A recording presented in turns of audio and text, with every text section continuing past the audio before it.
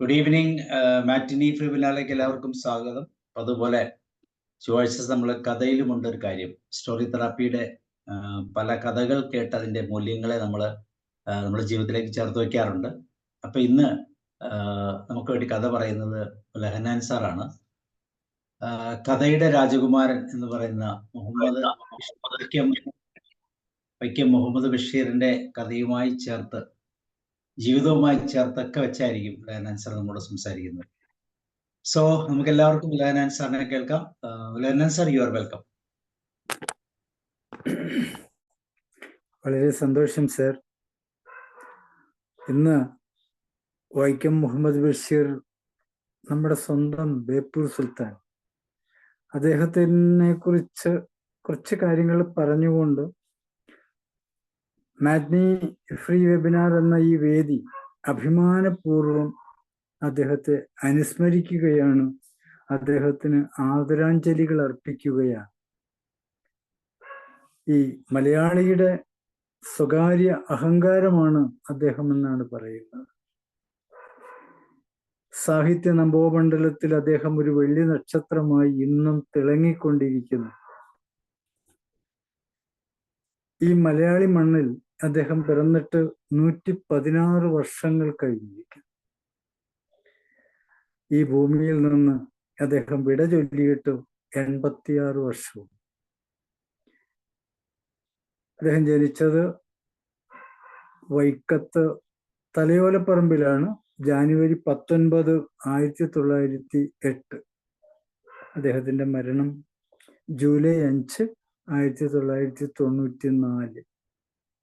കോഴിക്കോടുമായിട്ടാണ് അവസാന കാലഘട്ടങ്ങളിൽ അദ്ദേഹം ഉണ്ടായിരുന്നത്. ജൂലൈ 5 അർപ്പിക്കേണ്ട ഈ ആദരാഞ്ജലി നാം ഇന്നാണ് അർപ്പിക്കുന്നത്. നമുക്കറിയാഞ്ഞത് കൊണ്ടല്ല, അറിഞ്ഞുകൊണ്ട് തന്നെയാണ്. ഈ പ്ലാറ്റ്ഫോമില് 1195-ാം ദിനമായ ഇന്ന് സ്റ്റോറി തെറാപ്പിയാണ് കൊടുക്കുന്നത്.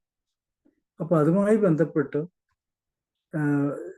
മഹാനായ ബഷീറിന്റെ മതിൽ എന്ന കഥയുടെ ഏറ്റവും ചെറിയ വരികളിൽ അതിൻ്റെ വളരെ പ്രധാനപ്പെട്ട നമ്മുടെ ഹൃദയത്തിൽ തട്ടുന്ന ചില കാര്യങ്ങൾ പറഞ്ഞ് അത് അവസാനിപ്പിക്കും. എന്നാൽ അതിനു മുമ്പ് അദ്ദേഹത്തെക്കുറിച്ച് തന്നെ ഒരല്പനേരം നമുക്ക് സംസാരിക്കാം.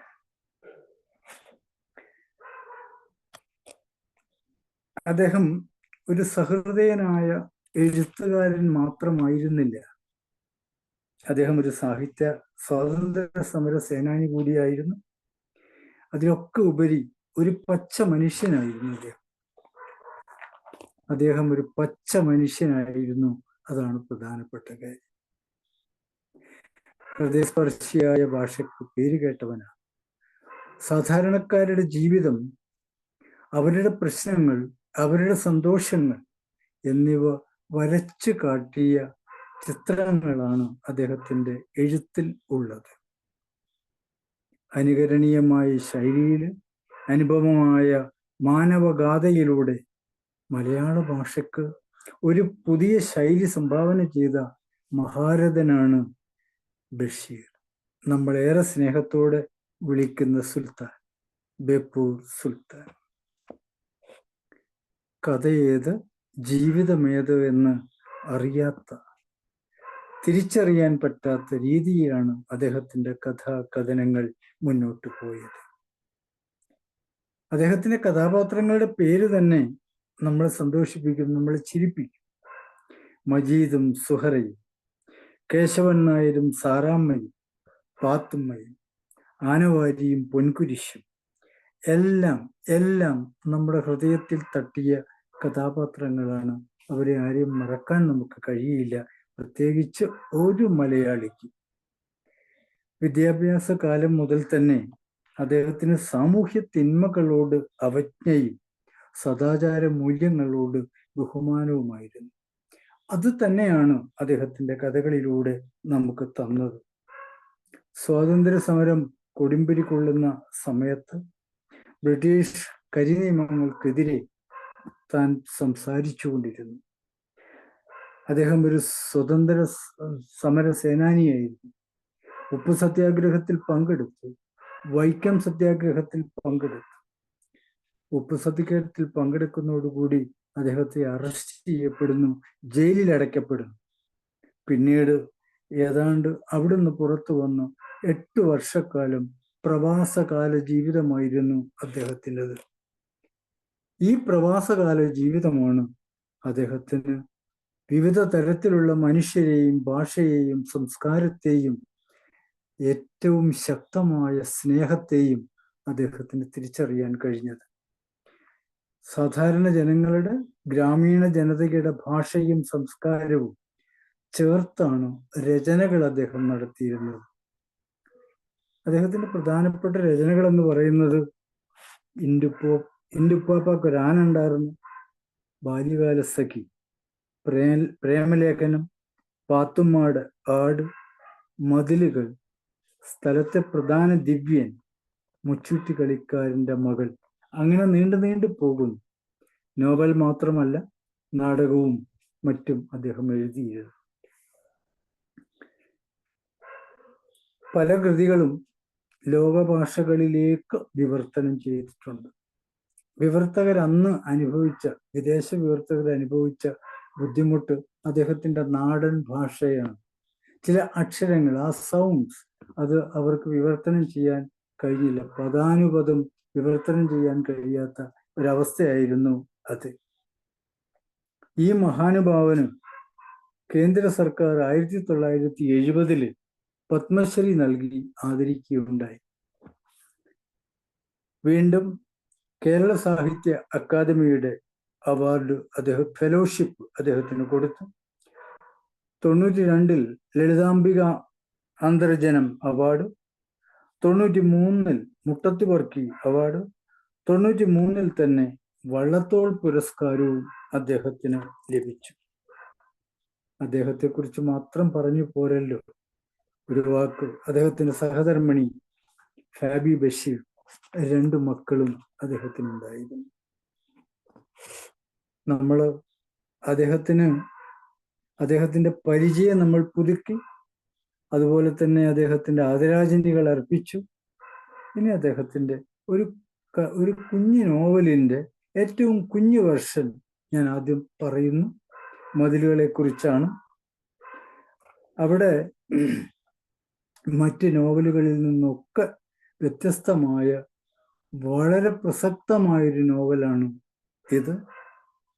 ഒരു മതിൽക്കെട്ടിനകത്ത് ശബ്ദം കൊണ്ട് മാത്രം സന്ദേശങ്ങൾ അയച്ച് പ്രണയാതുരരായ 2 പേരുടെ കഥ.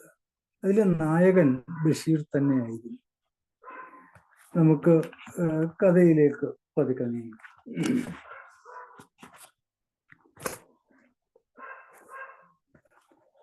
മതിലുകൾക്കുള്ളിലെ സ്നേഹനൊമ്പരങ്ങളാണ് അതിനകത്തെ പ്രധാന പ്രതിപാദ്യം.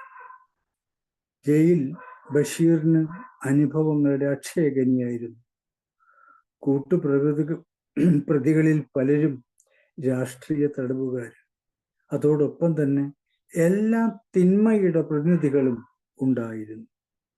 പിൽക്കാലത്ത് മഹാനഗരങ്ങളിലെ തിരക്കുകളിൽ എത്തപ്പെട്ടപ്പോഴും ബഷീറിന് സഹവർത്തികളായി കിട്ടിയത് ഇത്തരത്തിൽപ്പെട്ട വമ്പന്മാരായിരുന്നു. അവരെ ജയിലിൽ എത്തിച്ച സാഹചര്യങ്ങൾ എന്തോ ആവട്ടെ, പക്ഷെ ബഷീറിനോടൊപ്പം അവരുമുണ്ടായിരുന്നു ജയിലിൽ. ചില ദുർബല നിമിഷങ്ങളിൽ വീണ്ടും വിചാരമില്ലാതെ ചെയ്തു പോയ ചെറിയ തെറ്റുകൾക്ക് പോലും ജയിലിന്റെ ഉൾവശമായിരുന്നു സമ്മാനമായി കിട്ടിയത്. ചുരുക്കത്തില് അഴുക്കുചാലിന്റെ ഭൂഖണ്ഡം ജയിലുകളിൽ ഉണ്ടായിരുന്നു എന്ന് അദ്ദേഹം പ്രതിപാദിച്ചിട്ടുണ്ട്. ഈ വൻ മതിൽക്കെട്ടിനകത്ത് നാരായണി എന്നൊരു കഥാപാത്രം, ആ നാരായണിയാണ് ഇതിലെ നായിക ആയിട്ട് വരുന്നത്. ഒരു ദിവസം ജയിലിന്റെ പ്രത്യേകത, ഒരു മതിൽ കൊണ്ട് സ്ത്രീ ജയിലും പുരുഷ ജയിലും മാറ്റുകയാണ്. അപ്പുറത്തും ഇപ്പുറത്തുമുള്ള സ്വരങ്ങൾ മാത്രമേ അറിയാൻ പറ്റുകയുള്ളൂ. അപ്പുറത്തുള്ള ആളുടെ നിഴൽ പോലും കാണാൻ കഴിയുകയില്ല.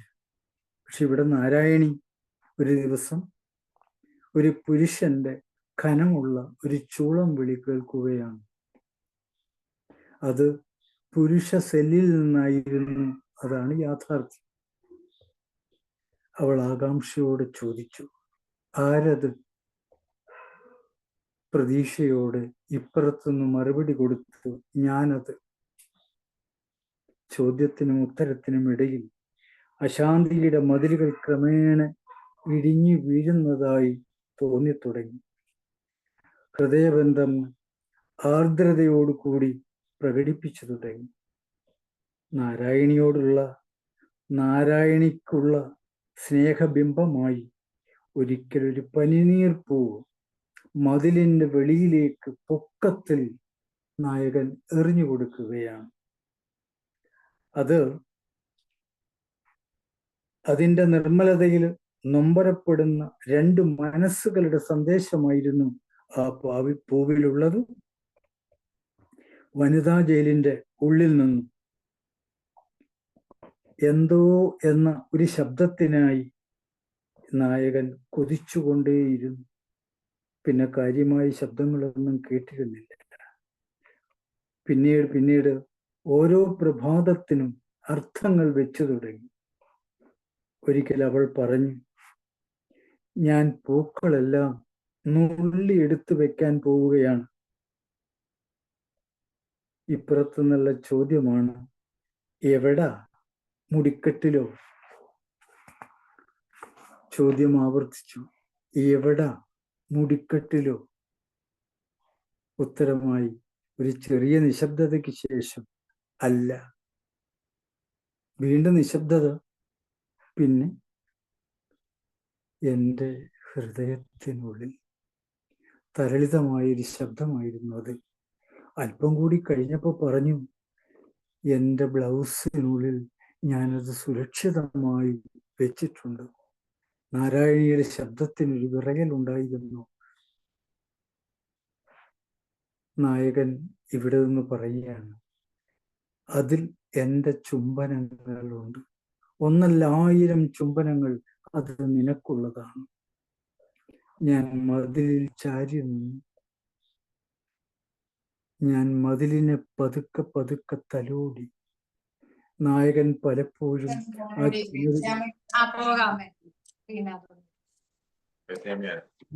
കൊണ്ട് തുളയുണ്ടാക്കാൻ വട്ടമിട്ടുകൊണ്ടിരുന്നു. പക്ഷെ തുളയുണ്ടായില്ല. എങ്കിൽ കാതു വെച്ചുകൊണ്ടിരുന്നു. പ്രതിഫലം ഒന്നും കിട്ടിയില്ല. പ്രതീകാത്മകമായി അവരുടെ സ്നേഹത്തിന്റെ, അവരുടെ പ്രണയത്തിന്റെ വളർച്ച പരസ്പരം അറിഞ്ഞു തുടങ്ങി. നായകൻ മതിലിൽ കൈവയ്ക്കുമ്പോൾ മതിലുകൾ പതുക്കെ പതുക്കെ ചലിക്കുന്നുവോ? കാതുകൾ വെക്കുമ്പോൾ നാരായണി പറഞ്ഞതെന്റെ കാതിലേക്ക് കയറിയോ? സംശയങ്ങളുടെ ഒരു നീണ്ട യാത്ര തന്നെ നടന്നു. ഇപ്പൊ പ്രതീകാത്മകമായി ചെയ്യാവുന്ന പ്രണയസങ്കല്പങ്ങളെ ആവോളം അവർ പുണർന്നിരുന്നു. എന്നെങ്കിലും ഒരിക്കൽ തമ്മിൽ കാണാനാകുമോ എന്നുള്ള പ്രതീക്ഷ അവരിൽ വളർന്നുകൊണ്ടേയിരുന്നു. ആശുപത്രിയിൽ വെച്ച് ഒരു ദിവസം കാണാമെന്ന ചിന്ത അവരിലുണ്ടായി. ആ മോഹം വളർന്നു.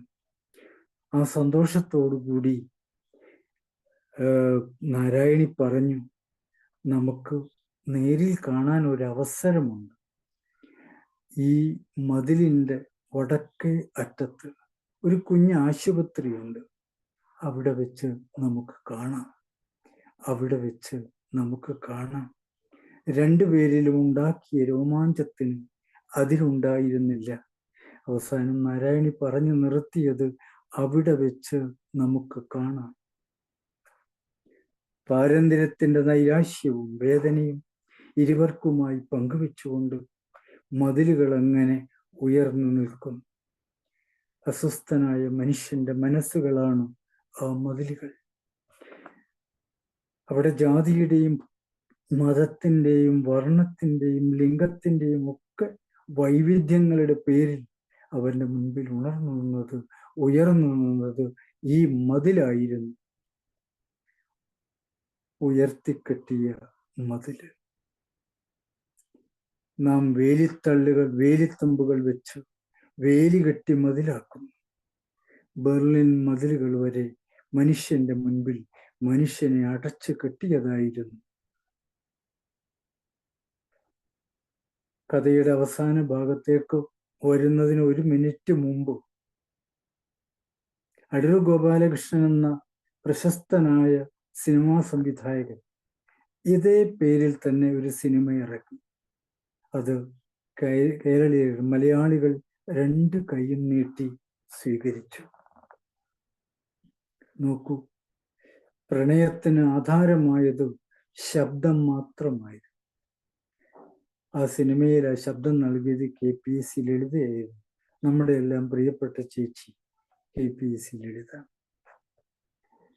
ആയിരക്കണക്കായ പ്രണയങ്ങൾക്കിടയിലൂടെ വായനക്കാരന്റെ മനസ്സിലേക്ക് പരകായപ്രകാരം പ്രവേശം നടത്താൻ കഴിവുള്ള കഥാപാത്രങ്ങളുമായി മതിലുകൾ എന്നും ഉയർന്നു നിൽക്കും. വിരൽ കൊണ്ട് തൊട്ടറിയാവുന്ന മനസ്സിന്റെ നൊമ്പരപ്പൂക്കളായി. കാണാൻ കഴിയാത്ത ശബ്ദങ്ങൾ കൊണ്ട് മാത്രം ഹൃദയങ്ങളായി മാറി നായകനും നായികയും ഒരു നൊമ്പരമായി നമ്മുടെ മുൻപിൽ നിൽക്കുന്നു. ആ നിൽപ്പില് അമ്പലത്തിൽ വെച്ച് കാണാമെന്ന് പറഞ്ഞ ആ ദിവസം തന്നെ ബഷീറിന് മോചനം ലഭിക്കുകയാണ്. സർക്കാർ ബഷീറിനെ മോചിപ്പിക്കുകയാണ്. സർക്കാർ ബഷീറിനെ മോചിപ്പിക്കുമ്പോൾ അദ്ദേഹത്തിന്റെ ഉള്ളിൽ ഇനി എനിക്ക് മോചനം വേണ്ട വേണ്ട വേണ്ട, നാരായണിയുമായി സംസാരിക്കണം, കാണണം കാണണം കാണണം. കഥ അവസാനിക്കുമ്പോൾ ജയിൽ വാതിക്കൽ കാത്തു നിൽക്കുന്ന നായകനാണ്. അയാളുടെ ഉള്ളിൽ പറഞ്ഞു, എനിക്ക് ഒരു ദുഃഖമേ ഉള്ളൂ, നാരായണിയെ ഒരു തവണയൊന്ന് കാണാൻ കഴിഞ്ഞിരുന്നെങ്കിൽ. ആ റോസാപ്പൂ ഉയർത്തി അല്പനേരം അവിടെ നിൽക്കുന്ന കാഴ്ച നമ്മുടെ ഉള്ളിലെ കരയിപ്പിക്കുന്നതാണ്. ഈ കഥ ഇവിടെ അവസാനിക്കുകയാണ്. സർ, അടുത്തൊരു കഥയും കൂടി പറഞ്ഞിട്ട് നമുക്ക് സമയമുണ്ടല്ലോ അല്ലേ?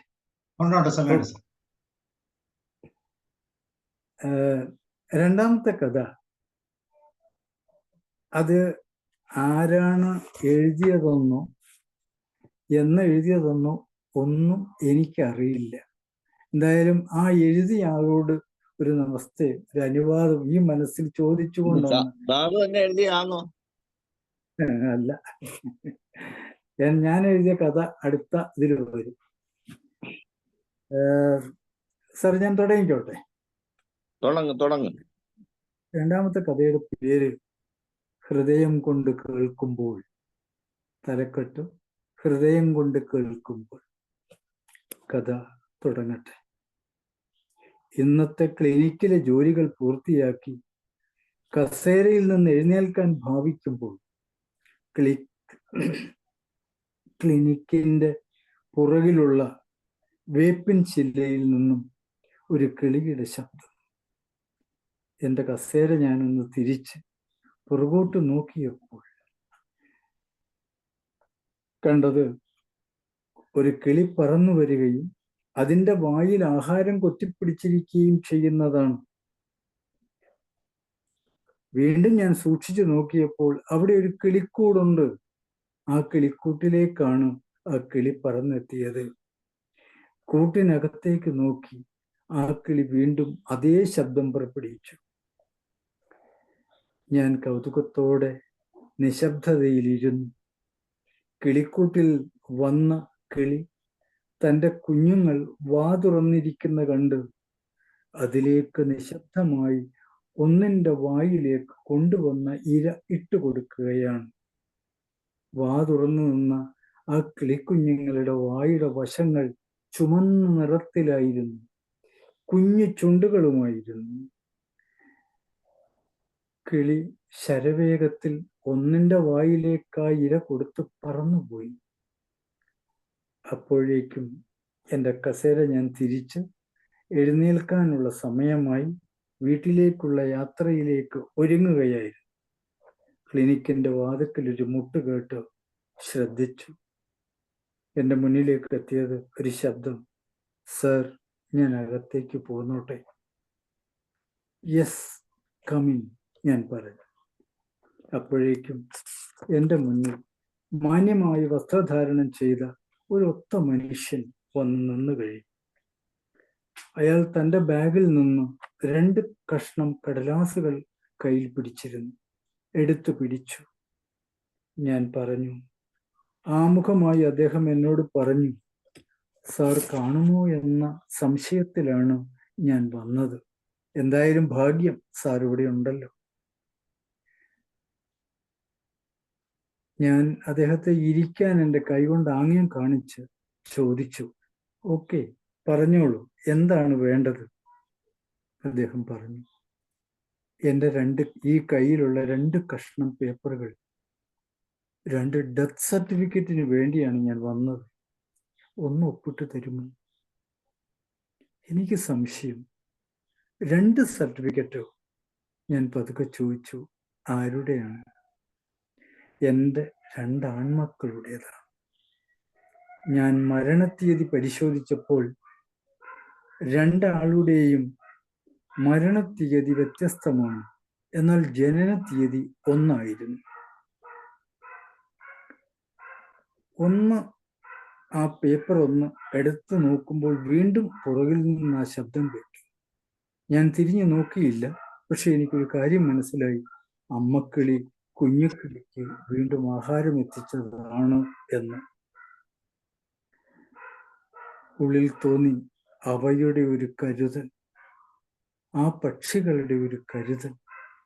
ആ ശബ്ദം പതുക്കെ പതുക്കെ അലിഞ്ഞലിഞ്ഞ് ഇല്ലാതായി. ഞാൻ ഒന്നും ചോദിച്ചില്ല, ചോദിക്കാൻ തോന്നിയില്ല. 2 ആൺമക്കളെ നഷ്ടപ്പെട്ട ഒരു മനുഷ്യന്റെ ഓർമ്മകൾ ഞാൻ എന്തിനാണ് ഉണർത്തുന്നത്? വയ്യ, അല്ലെങ്കിൽ എനിക്ക് വേണ്ട, അതുമല്ലെങ്കിൽ തോന്നിയില്ല. ഞാൻ ചോദിക്കാതെ തന്നെ അയാൾ പറഞ്ഞു, സാറിൻ്റെ ഈ ക്ലിനിക്കിൽ നിന്ന് 2 കിലോമീറ്റർ അകലെയാണ് ഞാൻ താമസിക്കുന്നത്. എൻ്റെ വീട്. അയാൾ തുടർന്നു, സാറിൻ്റെ അച്ഛൻ എന്നെ പഠിപ്പിച്ചിട്ടുണ്ട്. മലമ്പുഴ ഹൈസ്കൂളിൽ സാറിൻ്റെ അച്ഛൻ എന്നെ പഠിപ്പിച്ചിട്ടുണ്ട്.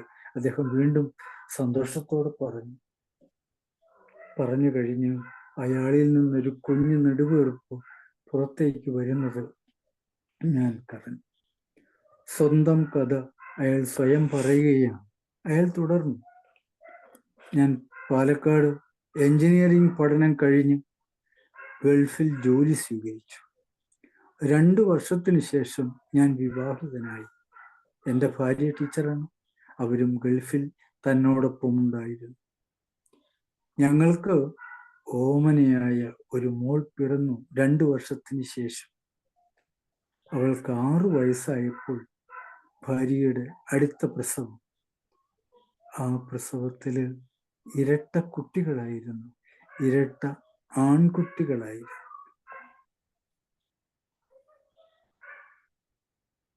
ഒരു ചെറിയ തിരുത്തുണ്ട്. 6 വർഷം കഴിഞ്ഞപ്പോൾ എൻ്റെ ഭാര്യ വീണ്ടും പ്രസവിച്ചു ആൺകുട്ടി. അവര് ജന്മന തന്നെ മാനസികമായി തീരെ വളർച്ചയില്ലാത്തവരായിരുന്നു ആ ഇരട്ട കുട്ടികൾ. അവർക്ക് സംസാരിക്കാൻ കഴിയില്ല, ഒരാൾക്ക് ചലിക്കാൻ കഴിയില്ല, അടുത്തയാൾക്ക് ഒന്ന് തിരിഞ്ഞു കിടക്കാമെന്ന് മാത്രം. പൂർവസ്ഥിതിയിലേക്ക് ഞാൻ കൊണ്ടുവന്നാൽ മാത്രമേ അയാൾക്ക് വരാൻ കഴിയൂ. ചില പ്രത്യേക ശബ്ദങ്ങൾ ഉണ്ടാക്കും. ഞങ്ങളിൽ ആരെങ്കിലും ഒരാൾ ഓടിയെത്തും. ഞങ്ങൾക്ക് എന്താണ് തോന്നിയത് അവന്റെ ആവശ്യമെന്ന് ഞങ്ങൾ ആലോചിച്ച് കണ്ടുപിടിച്ചു എന്തെങ്കിലും ചെയ്യും. അവന്റെ ആവശ്യങ്ങളും അവരുടെ ആവശ്യങ്ങളും പറയാൻ കഴിയില്ല. ചില ശബ്ദങ്ങൾ മാത്രമാണ് ഉള്ളത്. ഞങ്ങൾ 2 പേരും സന്തോഷത്തോടെ തന്നെ ആ കുഞ്ഞുങ്ങളെ സ്വീകരിച്ചു, വളർത്തുകയാണ്. മക്കളെ നോക്കാൻ മറ്റൊരാളെ ഏൽപ്പിക്കാൻ കഴിയാത്തത് കൊണ്ട് മകളെ ഗൾഫിൽ വിവാഹം ചെയ്തു കൊടുത്ത ശേഷം ഞങ്ങൾ നാട്ടിലേക്ക് പോകാൻ തീരുമാനിച്ചു. നാട്ടിൽ അല്പസ്വല്പം കൃഷിയൊക്കെ ഉണ്ട്. ഞാൻ ഭാര്യയോട് പറഞ്ഞു, മതി മോളെ, നമുക്കത് മതി. നമുക്ക് ഈ കുട്ടികളെ ഇവിടെ ഇട്ട് നോക്കാൻ പറ്റില്ല, നാട്ടിലേക്ക് പോകാം. അങ്ങനെ രണ്ടുപേരും ഗൾഫിലെ വലിയ ജോലി ഉപേക്ഷിച്ച് തിരിച്ചു പോന്നു. നാട്ടിൽ ഈ മക്കൾക്ക് വേണ്ടിയാണ് ഞങ്ങൾ വന്നത്. കുറച്ച് കൃഷിയുണ്ടല്ലോ. ഞങ്ങൾ പരസ്പരം സംസാരിച്ചു. കിട്ടുന്നത് മതി, നമുക്ക് അധികം വേണ്ട. നാട്ടിലെത്തി മക്കളെ ഞങ്ങൾ വീണ്ടും മാറി മാറി നോക്കി വളർത്തി. അപ്പോഴും അമ്മക്കിളിയുടെ ശബ്ദം കേട്ടു, എങ്കിലും ഞാൻ ശ്രദ്ധിച്ചില്ല. എന്നിട്ടും 13-ാമത്തെ വയസ്സിൽ ഇളയവൻ മരിച്ചു. 2 വർഷത്തിന് ശേഷം മൂത്തവൻ. ഞാൻ വല്ലാത്തൊരവസ്ഥയിലായി. ഞാൻ ഒന്നും ചോദിച്ചില്ല, ഒന്നും പറഞ്ഞില്ല. ഒപ്പിട്ട 2 സർട്ടിഫിക്കറ്റുകളും അദ്ദേഹത്തെ ഏൽപ്പിച്ചു. അദ്ദേഹം അത് കയ്യിൽ വാങ്ങി നേരെ ബാഗിലിട്ടു. ഒരു നിമിഷം എന്നെ നോക്കി അയാൾ ചോദിച്ചു, സാറിനറിയാമോ, ഞാൻ ജീവിതത്തിൽ ഏറ്റവും സന്തോഷിച്ച ദിവസം ഏതെന്ന്? ഞാൻ നിസ്സംഗതയോടെ പറഞ്ഞു, ഇല്ല, എനിക്കറിയില്ല. അദ്ദേഹം വീണ്ടും പറയുകയാണ്, ഞാൻ എഞ്ചിനീയറിംഗിൽ ഏറ്റവും ഉയർന്ന വിജയം നേടിയപ്പോഴല്ല, എനിക്ക് സുന്ദരിയായൊരു മോൾ ജനിച്ചപ്പോൾ അല്ല, എൻ്റെ വിവാഹം നടന്നപ്പോഴോ അല്ല.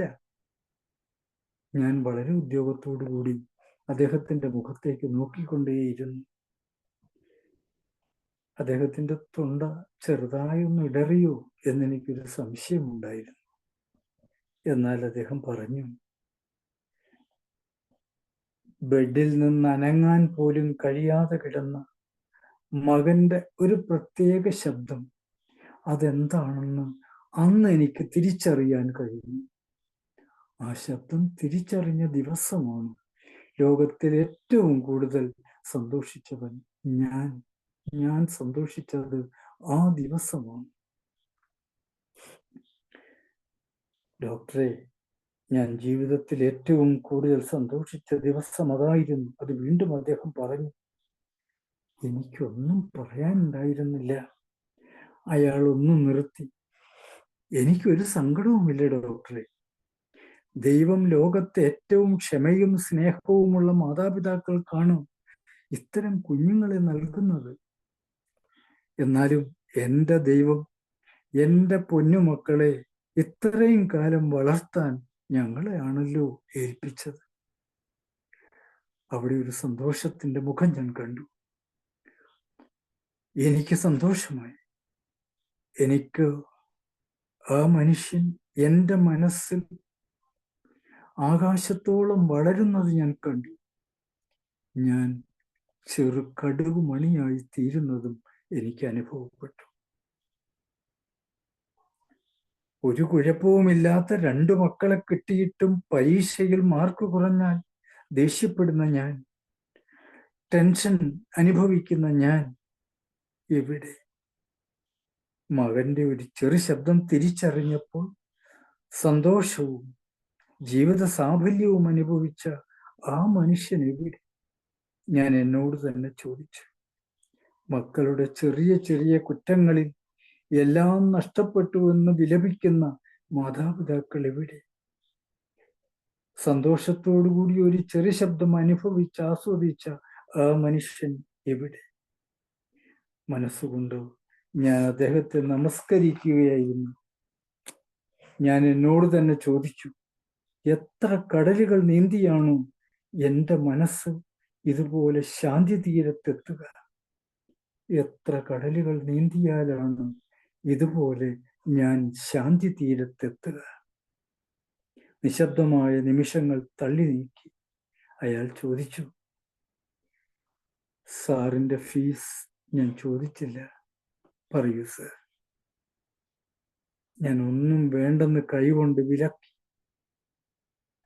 വലിയൊരു ജീവിത സത്യം സ്വന്തം ജീവിതം കൊണ്ട് എന്നെ പഠിപ്പിച്ച അദ്ദേഹത്തിന് ഞാൻ എത്ര ഫീസ് കൊടുത്താൽ മതിയാകും? മുഖത്ത് സങ്കടത്തിന്റെ ലാഞ്ചന പോലുമില്ലാതെ നടന്നു നീങ്ങുന്ന ആ മനുഷ്യനെ കണ്ടപ്പോൾ എൻ്റെ കാഴ്ച മങ്ങിയ പോലെ എനിക്ക് അനുഭവപ്പെട്ടു. ആ മനുഷ്യൻ ഹൃദയം കൊണ്ട് സംസാരിച്ചപ്പോൾ ഉണ്ടായ അനുഭവമായിരുന്നു അത്. ഹൃദയം കൊണ്ട് സംസാരിച്ചപ്പോൾ ഉണ്ടായ അനുഭവമായിരുന്നു അത്. ഈ കഥ ഞാനിവിടെ അവസാനിപ്പിക്കുകയാണ്. നന്ദി. Okay sir.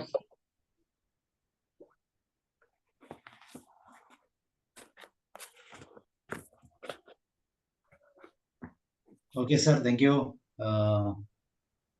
നമ്മുടെ ജീവിതത്തിന്റെ നിയോഗം തിരിച്ചറിയുന്ന ഒരു യാത്ര, അല്ലെ, ഒരു കഥ എന്നൊക്കെ നമുക്ക് മനസ്സിലാക്കാം. നമ്മളുടെ സ്വയം കടുകുമണികളെ പോലെ ആകുന്ന രീതിയിൽ മാറുന്ന ഒരവസ്ഥ, ശാന്തി തീരത്തേക്കുള്ള അതിന്റെ സമീപത്തേക്ക് ചെല്ലുമ്പോൾ ഉണ്ടാകുന്ന, അല്ലെങ്കിൽ അതിന്റെ സമീപത്തേക്കുള്ള യാത്രയിൽ അനുഭവപ്പെടുന്ന ചില യാഥാർത്ഥ്യങ്ങൾ, ജീവിതത്തിന്റെ യഥാർത്ഥ ഫീസ് എന്താണെന്ന് തിരിച്ചറിയാൻ പറ്റുന്ന നിമിഷങ്ങൾ. താങ്ക് യു സാർ, വളരെ സന്തോഷം. അൻസാരി സാർ പറയൂ. ഈ സാർ പറഞ്ഞപ്പോഴേ വൈക്കം മുഹമ്മദ് ബഷീറിന്റെ ഇത്തിരി മോക്കെട്ടോ തലക്കെട്ടൊക്കെ ഉണ്ട് കേട്ടോ. അപ്പൊ ആ കഥ വളരെ ഹൃദയസ്പർക്കായിട്ട് സംസാരിച്ച് നല്ലൊരു ആക്ടറാണ് കേട്ടോ, ഒരു സംശയമില്ല. കാരണം നമുക്ക് ആദ്യത്തെ കഥ പറയുമ്പോ തന്നെ ഞാനും ആ മതിലുകൾ സിനിമ കണ്ടതാ. പക്ഷെ അന്ന് കണ്ടപ്പോൾ നല്ല ഫീലിംഗ് തോന്നി. അത് കഴിഞ്ഞിട്ട് ഇത് കേട്ടപ്പം വളരെ ഇതായിട്ട് ആ വോയിസ് മോഡുലേഷനൊക്കെ മേളിലോട്ടും താഴോട്ടും ഒക്കെ വെച്ചിട്ട് വളരെ ഇതായിട്ട് സൗമ്യമായിട്ട് അത് അവതരിപ്പിച്ചു. എല്ലാവർക്കും ഫീലിംഗ്, അതായത് കോൺസെൻട്രേറ്റ് ചെയ്ത് ആ കഥ കേൾക്കുകയാണെങ്കിൽ ആ കഥ വായിക്കുന്നതിനെക്കാട്ടിലും എൻജോയ് ചെയ്യുന്ന വ്യക്തി പറഞ്ഞു. മറ്റേതും ഈ സംഭവം ഈ കഥ പിന്നെ ഈ ലേണിംഗ് ഡിസേബിൾഡ് ആയിട്ടുള്ള ആ കുട്ടികളുടെ ബഡ് സ്കൂളുകളിൽ പോയപ്പം അവര് പറയാറുണ്ട്, അതായത് ചില ഭാഗ്യങ്ങള് നല്ല ക്ഷമയും അതും ഉണ്ടാവുന്ന മനുഷ്യർക്ക് മാത്രം ദൈവം കൊടുക്കുന്നതാണ്. കാരണം ഈ കുട്ടികളെ അതുകൊണ്ട് നിങ്ങൾ അങ്ങനെ സംരക്ഷിക്കണം, നിങ്ങൾക്ക് അതൊരു ഭാഗ്യം, ഇങ്ങനെയുള്ള ഒരെണ്ണത്തിനെ സർവീസ് കൊടുക്കാനുള്ള ആ ഭാഗ്യം ലഭിച്ചു എന്ന് തന്നെ നിങ്ങൾ ആ കുട്ടിയെ കുറിച്ച് വെക്കണം. അല്ലാതെ കുട്ടിയുടെ ഇടയക്കായെന്ന് വിചാരിക്കരുത്, അത് ദൈവികമാണ് എന്നൊക്കെ പറഞ്ഞിട്ട് പലരും പറയാറുണ്ട്. അതുപോലെ അത് ഹൃദയസ്പർക്കായിട്ടുള്ള ഒത്തിരി സംഭവങ്ങളാണ്. നിങ്ങള് സാറ് പോയിട്ടുണ്ടോ ബഡ് സ്കൂളുകളിലൊക്കെ? ഇല്ല, സാറൊന്ന് ബഡ് സ്കൂളുകളിൽ പോണം. സാറ് പോയിട്ടുണ്ടോ? അതായത് ചിൽഡ്രൻസ് ഡേയുടെ അന്ന് ഞാന് പിന്നെ ഇവിടെ പ്രിൻസിപ്പാളായിട്ടിരിക്കുമ്പം അടുത്തുള്ള ബഡ് സ്കൂളുകളിൽ കുറച്ച് സീറ്റും വാങ്ങിച്ചോണ്ട് പോകും. ആ കുട്ടികൾക്ക് കൊടുത്തതിന് ശേഷം, അതായത് സിമ്പിൾ ആയിട്ടുള്ള ഒരു ലഡുവോ അങ്ങനെയൊക്കെയുള്ള സാധനം സ്കൂളിന്റെ വകയായിട്ട് വാങ്ങിച്ചോണ്ട് പോകുന്നതാണല്ലോ. അവിടെ പോയിട്ട് ആ കുട്ടികള് അതുങ്ങളുടെ കലാപരിപാടികൾ, അതായത് എന്തെല്ലാം എല്ലാ വിഭാഗത്തിൽപ്പെട്ടുണ്ട്, കൂടുതലും മെന്റലി റിട്ടാർഡ്, ഓട്ടിസം ഒക്കെ ഉള്ളത്, ആ കുട്ടികളുടെ കലാപരിപാടികളൊക്കെ കാണിക്കാനായിട്ട് അവര് പിന്നെ പിള്ളേര് ചോദിക്കും. അപ്പൊ അവര് പറയും ഓക്കെ, ഓരോരുത്തർ കാണിക്കുന്നു. അപ്പൊ പ്രസംഗിക്കുകയും, അതായത് തിരിയാത്തവരും അത് ചെയ്യാത്തവരും ഒക്കെ ആയിട്ടുള്ള കുട്ടികളൊക്കെ പറയുന്നതൊക്കെ കേൾക്കുമ്പോഴത്തേക്ക് നമുക്ക് ഭയങ്കര ഫീലിംഗ് ആണ്. ഈ സാറ് പറഞ്ഞതുപോലെ അവസാനം പറഞ്ഞല്ലോ, മാർക്ക് 2 കുറഞ്ഞാല് അതിൽ ദുഃഖിക്കുന്നവര് ആ സൗണ്ട് കേൾക്കപ്പം ഇതുപോലെ ഉള്ള സംഭവങ്ങൾ പലരും ഷെയർ ചെയ്തിട്ടുണ്ട്. എൻ്റെ കുട്ടി ഒരക്ഷരം അല്ലെങ്കിൽ ഒരു സൗണ്ട് ഉണ്ടാക്കുന്ന സമയത്ത്, അല്ലെങ്കിൽ ഒന്ന് ബാത്റൂമിലൊക്കെ ഒരു ടീച്ചർ ഉണ്ടായിരുന്നു. ആ ടീച്ചർ എൻ്റെ കൂടെ ഡിസബിലിറ്റിയുടെ പഠിക്കാൻ വന്നതാണ്. അപ്പൊ ഇവരെന്ത് ചെയ്യുന്നറിയാം, 12 മണിയാകുമ്പം, ഞങ്ങൾക്ക് 1 മണിക്കാണ് വിടുന്നത്, 12 മണിയാകുമ്പം എണീറ്റിട്ട് സാറിൻ്റെ അടുത്ത് ഞാൻ പോവാന്ന് പറഞ്ഞിട്ട് പോകും. അപ്പൊ അങ്ങനെ പോയപ്പോഴത്തേക്ക് 2-3 ദിവസം ആയപ്പോ, 2-3 ആഴ്ച അങ്ങനെ ആയപ്പോ ഞാൻ അവരുടെ അടുത്ത് ചോദിച്ചു, നിങ്ങൾ ഈ ക്ലാസ്സും കട്ട് ചെയ്തിട്ട് എന്തോ ഓടുന്നതെന്ന്. അപ്പൊ അവര് പറഞ്ഞു, ഞാൻ ഒരു ദിവസം സാറിനെ എൻ്റെ വീട്ടിൽ കൊണ്ടുപോകാന്ന് എന്ന് മാത്രം പറഞ്ഞു. എന്നിട്ട് പറഞ്ഞില്ല. എന്നിട്ട് അവരുടെ ഒരു വീട് വെച്ച് പാല് കാച്ചി. അയാള് എഞ്ചിനീയറാണ്. അവര് ഇത് പഠിക്കാൻ വന്നോ. അപ്പൊ എന്തോ ഇവർക്കും ജോലി ഉണ്ടായിരുന്നു പറയുന്നു. എന്തായാലും കൊള്ളാം, ഞങ്ങൾ പോയി അവിടെ ഇരുന്നു, ആഹാരമൊക്കെ കഴിച്ചു, ഒന്നും മിണ്ടിയില്ല. അത് കഴിഞ്ഞിട്ട് അൻസാരി സാർ ഇങ്ങോട്ട് വാന്ന് പറഞ്ഞു. വന്നിട്ടൊരു മുറി തുറന്നു. മുറി തുറന്നപ്പം ഒരു 10-12 വയസ്സുള്ള ഒരു പെൺകുട്ടി എണീക്കത്തില്ല, അവിടെ കിടന്ന് അങ്ങനെ ഉരുളത്തേ ഉള്ളു അവര്. അപ്പൊ അതിന് ചോറ് കൊടുക്കാനും അതിനെ മുറിയിലിട്ട് പൂട്ടിയിട്ടാണ് വരുന്നത് ഇവര്. അപ്പൊ അത് അമ്മ വന്ന് കൊടുത്താൽ ഇങ്ങനെ കൈയും കാലും ഒക്കെ എടുത്ത് ഇങ്ങനെ കാണിക്കും. അത് കൊടുക്കാൻ വേണ്ടിയിട്ടാ വരുന്നതെന്ന് പറഞ്ഞിട്ട് അവര് മടമട, ഞാനും കരഞ്ഞു പോയി. കാരണം അത്ര ദയനീയാവസ്ഥയിലാണ് ആ കുട്ടി. എണീക്കത്തില്ല, ഒരു പെൺകുട്ടിയാണ്, എണീക്കാതെ അങ്ങനെ കിടക്കുകയാണ്. അപ്പൊ എന്തായി പിന്നെ ഞാൻ അവിടുന്ന് വന്നിട്ട് എന്തായെന്നറിയാം, ഞാൻ ഇടയ്ക്കിടയ്ക്ക് ചോദിക്കും, ഉണ്ട് സാറേ എന്നൊക്കെ പറഞ്ഞു. അപ്പം ഇങ്ങനെയാണ് പ്രശ്നം. അപ്പൊ ആ കുട്ടി ഇത്തിരി കൂടെ ഇതാവുമ്പോഴത്തേക്ക് മച്ചുറാവുകയും ഒക്കെ ചെയ്യും. പല പല പല പ്രശ്നങ്ങളാണ്. അതായത് ഒരു മനുഷ്യന് ക്ഷമയും ഇതുമുണ്ട് സൈബിന്. അതുകൊണ്ടാണ് നിങ്ങൾ കണ്ടിട്ടില്ലേ പലപ്പോഴും ഇങ്ങനെ കൊന്നിട്ട് അവരും കൂടെ ആത്മഹത്യ ചെയ്തു, ഇങ്ങനെ ഡിസേബിൾഡ് ആയിട്ട്. കാരണം ഇവർക്ക് 40 വയസ്സാവുമ്പം ആ കുട്ടിക്ക് ആൺകുട്ടി ആയാലും പെൺകുട്ടി ആയാലും 40 വയസ്സാവുമ്പോഴത്തേക്ക് 15, 16, 17 വയസ്സൊക്കെ ആവും. പിന്നെ ആ കുട്ടിയെ പിടിക്കാനുള്ള ആരോഗ്യം ഇല്ല, എടുക്കാനുള്ള ആരോഗ്യമൊന്നുമില്ല. അപ്പം ബുദ്ധിമുട്ടാവും. കാരണം നിങ്ങൾ ഒരിടത്ത് കിടക്കുന്നത് കൊണ്ട്, എക്സസൈസ് ഒന്നും ഇല്ലാത്തത് കൊണ്ട് നല്ല ഉരുണ്ട് കൊഴുത്ത് തടിച്ചിരിക്കുകയും ചെയ്യും. പിന്നെ വയറ് നിറയുന്ന അറിയത്തില്ല. അതുകൊണ്ട് തിന്നും. നല്ല പോലെ കൊടുക്കുന്ന എല്ലാം തിന്നുകയും ചെയ്യും. അപ്പൊ അതല്ലയോ പാവം അല്ലയോ എന്ന് വിചാരിച്ചിട്ട് പിന്നെയും വാരി കൊടുക്കും. അപ്പൊ ഇങ്ങനെയൊക്കെയുള്ള പ്രശ്നങ്ങളാണ് ഞാൻ കുറേ കണ്ടു സാറേ. അങ്ങനെയാണ് ഞാൻ ശരിക്കും ഈ ലേണിംഗ് ഡിസബിലിറ്റിയുടെ ലൈനിലേക്ക് വന്നത്. ഞാൻ ഒരു സാധാരണ ഹയർ സെക്കൻഡറി സ്കൂൾ അധ്യാപകനും സാറുമായിരുന്നു. അതനുസരിച്ച് വലിയ ഇതിലൊക്കെ പഠിപ്പിച്ചുകൊണ്ടിരുന്ന എനിക്ക് ഒരാള്, എന്റെയും ഭാഗ്യം എന്ന് പറഞ്ഞാൽ ഒരാൾക്ക് ഞാനിരുന്ന സ്കൂളിൽ വരാൻ വേണ്ടിയിട്ട് എന്നെ പിടിച്ച് ഈ ഡെഫ് സ്കൂളിൽ കൊണ്ടുപോയി അടിച്ചു കൊടുത്തു. എൻ്റെ അടുത്ത് ചോദിച്ചു, സാറ് ഇവിടെ നിന്ന് മാറിത്തരാമോ? അപ്പൊ ഞാൻ പറഞ്ഞു, സിറ്റിക്കകത്ത് എവിടെയെങ്കിലും കൺവീനിയന്റ് ആയിട്ട് എനിക്ക് വാങ്ങിച്ചു തന്നാൽ, ഞാൻ ഓർഡർ കൊണ്ടുവന്നാൽ ഞാൻ മാറിത്തരാന്ന് പറഞ്ഞു. കാരണം അയാൾക്ക് അവിടെ നിന്ന് റിട്ടയർഡ് ആവണം. എനിക്കറിഞ്ഞൂടാ ഇയാൾ ഇങ്ങനെയുള്ള സ്കൂളിൽ ആരും പോകാതെ ബുദ്ധിമുട്ടെടുക്കുന്നിടത്ത് ഓർഡറും വാങ്ങിച്ചുകൊണ്ട് വരുന്നു. ശരി എന്ന് പറഞ്ഞ് അവിടെ ചെന്നു. അവിടെ ചെന്നപ്പം ഒരു ലോകം, ഡെഫ് സ്കൂളാ, സൗണ്ട് ഇല്ല, ശബ്ദമില്ല, അസംബ്ലി ഇല്ല, അതിൽ തന്നെ പലരും സംസാരിക്കത്തില്ല സാറന്മാർ. എന്തോ ഒരു ഇതുപോലെ ഞാൻ രാവിലെ വന്ന ഒന്നുമില്ല, അവിടെ ചുമ്മാ ഇരിക്കുക. പിന്നെ ഈ കുട്ടികളൊക്കെ കാസർഗോഡ് മുതലുള്ള. അങ്ങനെ ഞാൻ അന്ന് അവരുടെ എല്ലാ ഇങ്ങനെയുള്ള മീറ്റിങ്ങിനും എനിക്ക് ഇതിന്റെ പ്രിൻസിപ്പാൾ എന്നുള്ള നിലയിൽ ഹോട്ടലിലും അവിടെ ഇവിടെയും വെച്ചിട്ട് ഇങ്ങനെ കോൺഫറൻസ് ഇതൊക്കെ ഉണ്ട്. അങ്ങനെ ഞാൻ പോയി കണ്ട് കേട്ടതിന് ശേഷം ഞാൻ ഇപ്പോഴും ഒരു ലോട്ടറി ടിക്കറ്റ് എടുക്കാതെ ഇല്ല, ഞാൻ എടുക്കുന്നതിൽ ഞാൻ വിശ്വസിക്കുന്നത്. പക്ഷെ ഇങ്ങനെ അംഗവൈകല്യമുള്ള ആരെങ്കിലും കൊണ്ടുവന്ന് വെച്ചാൽ ഞാനപ്പോൾ എടുക്കും, അവർക്ക് വേണ്ടി എടുക്കും. കാരണം അവൻ കൈനീട്ടി ഒന്നും ചെയ്യാതെ ജീവിക്കുന്നല്ലോ എന്നുള്ള ആ സന്തോഷത്തിൽ. അപ്പൊ അതുകൊണ്ട് പിന്നെ ഒരു പ്രാവശ്യം ഞാൻ കണ്ടുകൊണ്ടിരിക്കുക, ഒരു സാറിന്റെ കൂടെ നടന്നു പോകുമ്പം ഞാൻ ഇവരുടെ അടുത്ത് ഇങ്ങനെ ഒരാൾ വന്ന് പറഞ്ഞു, അംഗവൈകല്യമുള്ള കംപ്ലീറ്റ്.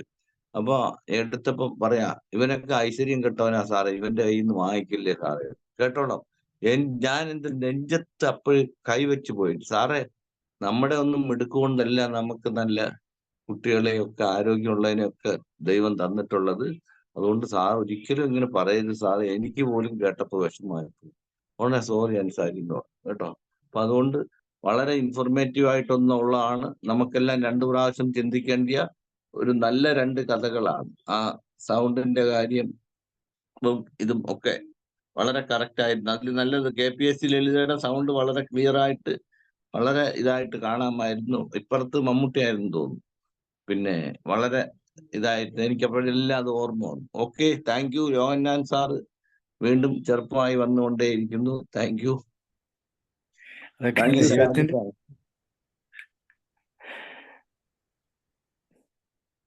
റോയ് സാർ.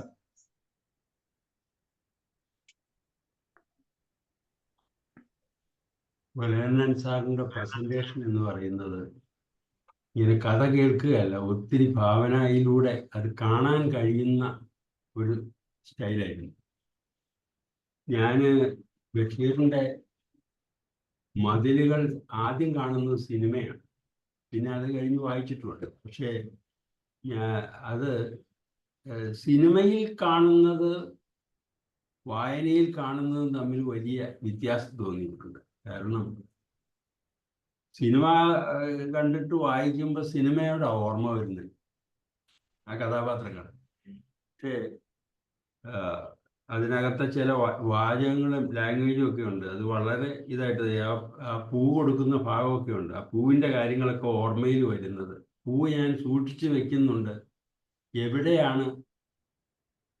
തലമുടിയിലാണോ, മുടിക്കെട്ടിലാണോ എന്നൊക്കെ ചോദിക്കുന്ന ആ ഭാഗങ്ങളുണ്ട്. ഇതൊന്നും സൗണ്ടിലൂടെ മാത്രം ഭാവനയിൽ ഒത്തിരി കാര്യങ്ങൾ നമുക്ക് കാണാൻ കഴിയുന്നു എന്ന് പറയുന്നത് ഒരു വലിയ നിർവൃതി ഉണ്ടാക്കുന്ന സാഹചര്യം. അപ്പോൾ അത് ഞാൻ എൻ്റെ ബ്ലൗസിലാണ് വെക്കുന്നത് എന്ന് പറയുമ്പോഴും അവിടെ ഞാൻ 1000 ചുംബനങ്ങൾ എന്ന് പറയുന്ന ഭാഗങ്ങളൊക്കെ ഉണ്ടല്ലോ, വളരെയധികം മനുഷ്യന് കൂടുതൽ അതിൻ്റെ ഒരു വികാരപരമായ അദ്ദേഹത്തിൻ്റെ അവസ്ഥകളും എല്ലാം കാണാൻ പറ്റുന്നതാണ്. അതേ വാചകം തന്നെ സാറ് പ്രസൻറ്റ് ചെയ്ത് പറയുകയും ചെയ്തു. ആ പൂക്കൾ മുടിയിലാണ് വെക്കുന്നത്, 1000 ചുംബനങ്ങൾ എന്നൊക്കെ പറഞ്ഞപ്പോൾ ആ വായിക്കുന്നതിനേക്കാൾ കൂടുതൽ എൻജോയബിൾ ആയിട്ട് എനിക്ക് തോന്നി സാറിൻ്റെ ആ പ്രസൻറ്റേഷനിലൂടെ. മറ്റേ നമ്മുടെ ഭാവനയിൽ കാണുന്നത്. ഏതായാലും വൈക്കം മുഹമ്മദ് ബഷീറിൻ്റെ മറ്റ് കഥകൾ പോലെ തന്നെ ഇതിലും വളരെയധികം കഥാപാത്രങ്ങളെ കാണുകയല്ല, കഥാപാത്രങ്ങൾ സിനിമയിലാണേലും മനസ്സിലൂടെയാണ് നമ്മൾ കാണുന്നത്. സിനിമയിലും കഥാപാത്രങ്ങളെ കാണുന്നില്ല. പിന്നെ ഒരു അവസരം കാണാൻ വേണ്ടി ആഗ്രഹിച്ചിരിക്കുന്ന ഒരു അവസരം അവർ കണ്ടുപിടിച്ചത് അവിടുത്തെ ഹോസ്പിറ്റലിൽ വരുന്ന ദിവസങ്ങളാണ്. അപ്പോൾ അവിടുന്ന് റിലീവായി പോകുന്നു. ഏതായാലും അവരെ കണ്ടില്ല, അതല്ല വിഷയം. ആ ഭാവനയിലൂടെ ഈ സിനിമ കാണുന്നവർക്കും അല്ലെങ്കിൽ ഈ പുസ്തകം വായിക്കുന്നവർക്കും എല്ലാം ഒത്തിരി കാര്യങ്ങൾ കാണാൻ പറ്റുന്നുണ്ട്. കണ്ടാൽ ഇത്രയും കിട്ടിയാലെന്ന് എനിക്ക് തോന്നുന്നു. അപ്പോൾ അതുപോലെ തന്നെ ഉലയണ്ണൻ സാർ പ്രസൻറ്റ് ചെയ്തപ്പോഴും അത് അതേപടി എൻജോയ് ചെയ്യാൻ പറ്റും. ഓക്കെ. പിന്നെ രണ്ടാമത്തെ കഥയുടെ കാര്യം പറഞ്ഞത്, സാർ ആദ്യം മറ്റേ പക്ഷിയെ കണ്ടു. അപ്പോൾ അവിടെയെല്ലാം കാക്കയ്ക്കും തൻകുഞ്ഞ് പൊൻകുഞ്ഞ് എന്ന് പറയുന്ന ഒരു പഴയ പഴഞ്ചൊല്ലുണ്ട്. ഏത് രൂപത്തിലുള്ള കുട്ടിയായാലും അതിൻ്റെ അമ്മയ്ക്കും അച്ഛനും അത് പൊൻകുഞ്ഞ് തന്നെയാണ്. അപ്പോൾ അതുപോലെ മരണ സർട്ടിഫിക്കറ്റിന് വന്ന ആ വ്യക്തിയുടെ ജീവിതാനുഭവങ്ങളിലൂടെ നമുക്ക് ഒന്ന് പോവാൻ പറ്റും. എന്തുമാത്രം ബുദ്ധിമുട്ടുകൾ അവിടെ സഹിച്ചിട്ടുണ്ട്, എന്തുമാത്രം വിഷമിച്ചാണ് അവർ കൊണ്ടുപോയത് എന്നൊക്കെ അറിയുമ്പോൾ സമ്പന്നതയിൽ ജീവിക്കുന്ന കുട്ടികളും മാതാപിതാക്കളുടെയും ഒക്കെ ഒരവസ്ഥ വളരെ ബലഹീനമായി തോന്നുന്നു. കാരണം എന്താണെന്ന് വെച്ചാൽ ഈ ഉള്ള അവസരങ്ങൾ കാണുമ്പോഴാണ് നമ്മൾക്ക് കിട്ടുന്ന സൗകര്യങ്ങളും മറ്റതും നമുക്കൊന്ന് റിക്കളക്ട് ചെയ്യാൻ പറ്റുകയുള്ളൂ. അതൊരു വലിയ ആണ്. അപ്പോൾ സാറ് എന്ന് പറഞ്ഞപ്പോൾ പ്രസന്റേഷനിൽ തന്നെ പറഞ്ഞു ജനനത്തീയതി 1 മരണത്തീയതി 2 എന്ന് പറഞ്ഞ് ഒക്കെ ആ കാര്യങ്ങളും. പിന്നെ അതുപോലെ തന്നെ ഒരു ചെറു ശബ്ദം തിരിച്ചറിഞ്ഞപ്പോഴാണ് ഏറ്റവും സന്തോഷിച്ചത് എന്ന് പറയുന്ന ആ ഭാഗം. അപ്പോൾ ഇതൊക്കെ ഒരു ആഗ്രഹത്തിൻ്റെ പുറത്ത് അത്രയൊക്കെ ഡിസേബിൾ ആയിട്ടിരിക്കുന്ന ആളുടെ ഒരു ശബ്ദം കേട്ടപ്പോൾ തന്നെ ആ അവസ്ഥയിൽ നിന്ന് ഒരു വ്യത്യാസം വരുന്നത് കണ്ടപ്പോൾ തന്നെ ഉണ്ടായ സന്തോഷം, അതൊക്കെ നമുക്ക് എൻജോയ് ചെയ്യാൻ പറ്റുന്നതാണ്. ഞാൻ ഇപ്പോൾ അൻസാരി പറഞ്ഞോണ്ട് ഇങ്ങനെയുള്ള സ്ഥാപനങ്ങളിൽ പോയിട്ടുണ്ടോ എന്ന് ചോദിച്ചു. ഞാൻ എൻ്റെ JC പ്രവർത്തനങ്ങളുടെ ഭാഗത്ത് ഈ വികലാംഗരായിട്ടുള്ള കുട്ടികൾക്കല്ല പ്രായമുള്ളവർക്ക് ഒരു വീൽ ചെയർ സപ്ലൈ ചെയ്യുന്ന ഒരു സ്കീം ഉണ്ടാക്കിയാണ്. അപ്പോൾ വേറൊന്നുമല്ല, പലരും ഇങ്ങനെയുള്ള കുട്ടികളുള്ളവർ റേഷൻ കാർഡിൽ പോലും പേര് കൊടുക്കത്തില്ല. അപ്പോൾ ആ ഒരു ആനുകൂല്യങ്ങളും കിട്ടത്തില്ല. അവരിങ്ങനെ ഒതുങ്ങി വളരെ ബുദ്ധിമുട്ട് ജീവിക്കുക. അവർ പ്രായമായി വരുന്തോറും അവരെ കൈകാര്യം ചെയ്യാൻ ഭയങ്കര ബുദ്ധിമുട്ടായിരിക്കും. ഈ അമ്മമാരെ അനുഭവിക്കുന്നത് ഭയങ്കരമായിരിക്കും. ശരീരം ഫിസിക്കലായിട്ടൊക്കെ ഒത്തിരി വരുമെങ്കിലും മറ്റേ മൂത്രമൊഴിക്കാനും മറ്റു കാര്യങ്ങൾക്കും കൊണ്ടുപോവുകയും ഒക്കെ ചെയ്യുമ്പോൾ അവരുടെ ബുദ്ധിമുട്ടുകൾ ഭയങ്കരമാണ്. അപ്പം അങ്ങനെ ഒരു വീൽ ചെയർ കിട്ടുവാണ് എങ്കിൽ വളരെ സൗകര്യമാണ് എന്ന് പറയുമ്പോൾ അവരതിലൊന്നും റെക്കോർഡ് ചെയ്തിട്ടില്ല, അതിനെക്കുറിച്ചൊന്നും പറഞ്ഞു കൊടുത്തിട്ടില്ല. ഇതൊക്കെ വലിയ ഇതാണ്. പക്ഷെ അത് ഇങ്ങനെ കാരണം ഇങ്ങനെ ഒരു കുട്ടി ഉണ്ടെന്ന് മറ്റുള്ളവരാരോടും പറയാതെ ഒളിച്ചു കൊണ്ടുനടക്കുന്ന കാര്യങ്ങളുണ്ട്. അതെല്ലാം ഞാൻ ശ്രദ്ധിക്കപ്പെട്ടിട്ടുണ്ട്. ഏതായാലും ഈ 2 കഥകളും ഒത്തിരി ഒത്തിരി ചിന്തിക്കാനും അതുപോലെയുള്ള ചില കാര്യങ്ങൾ മനസ്സിലാക്കാനുമുള്ള അവസരം തന്നു എന്ന് മാത്രമല്ല, അതിൻ്റെ പ്രസൻറ്റേഷൻ സ്റ്റൈല് എന്ന് പറയുന്നത് തന്നെ വളരെ സന്തോഷവും വളരെ അനുഭൂതി ഉണ്ടാക്കുന്ന ഒന്നായിരുന്നു. പിന്നെ ഒത്തിരി സന്തോഷം, ഒത്തിരി അഭിനന്ദനങ്ങൾ sir. Thank you sir. Thank you sir. Vasanthakumari ma'am, unmute ചെയ്യാമോ? അൺമ്യൂട്ട് ചെയ്ത് എനിക്ക് വളരെ സംതൃപ്തി തോന്നി. കാരണം സാറിന്റെ ആ അവതരണ രീതി വളരെ ഹൃദയസ്പർശിയായിരുന്നു. മനസ്സിനകത്ത് എന്തോ ഒരു ഭാരം പോലെ തോന്നുന്നു എനിക്ക്. അത്രത്തോളം ഹൃദയസ്പൃക്കായ രീതിയിലാണ് സാർ അവതരിപ്പിച്ചത്. സന്തോഷം സാറിന്, അഭിനന്ദനങ്ങൾ. കൂടുതലൊന്നും പറയുന്നില്ല. Thank you ma'am. Thank you. Thank you sir. Okay, Nivinda, Shobhana ma'am. Thank you sir. വളരെ മനോഹരമായ രീതിയിൽ ഇന്ന് ഉലഹന്നാൻ സാറ് മതിലുകൾ എന്ന വൈക്കം മുഹമ്മദ് ബഷീറിന്റെ പ്രശസ്തമായ കൃതി ഇവിടെ അവതരിപ്പിച്ചു. അപ്പോ സാറ് ഇവിടെ എല്ലാവരും പറഞ്ഞ പോലെ തന്നെ നമുക്കത് സിനിമ കണ്ടിട്ടുണ്ടെങ്കിലും വായിച്ചിട്ടുണ്ടെങ്കിലും ഒക്കെയും അതൊന്നും കൂടെ റിഫ്രഷ് ചെയ്യാൻ വേണ്ടിയിട്ട്, ആ മൊമെന്റ്സിലേക്ക് കടന്നു പോകാൻ വേണ്ടിയിട്ട് അത് സഹായിച്ചു എന്നുള്ളതാണ്. എനിക്ക് തോന്നുന്നത് അതിന്റെ ക്ലൈമാക്സ് എൻഡ് ചെയ്യുന്നത് ആ ഒരു കമ്പ് ഇങ്ങനെ മുകളിലേക്ക് എറിയുന്നത് കാണിച്ചിട്ടാന്ന് തോന്നുന്നത്, എന്റെ ഓർമ്മ ശരിയാണെങ്കിൽ. അപ്പോ അത്രയും നമ്മളൊരു നോവ് മനസ്സിൽ അവശേഷിപ്പിക്കുന്ന ഒരു കഥയാണ്. അപ്പൊ അത് വളരെ മനോഹരമായിട്ടാണ് സാർ ഇവിടെ അവതരിപ്പിച്ചു.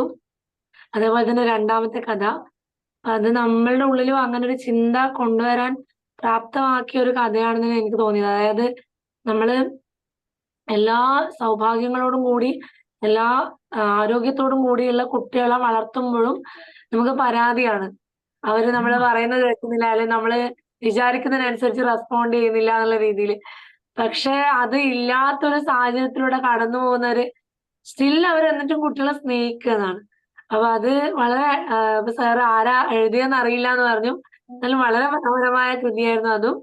ഇത് 2ഉം അവതരിപ്പിച്ച ഉലഹന്നാൻ സാറിന് ഒരുപാട് നന്ദി പറയുകയാണ്. Thank you. Thank you Aninda. Shobhana. Okay, thank you Sabu sir.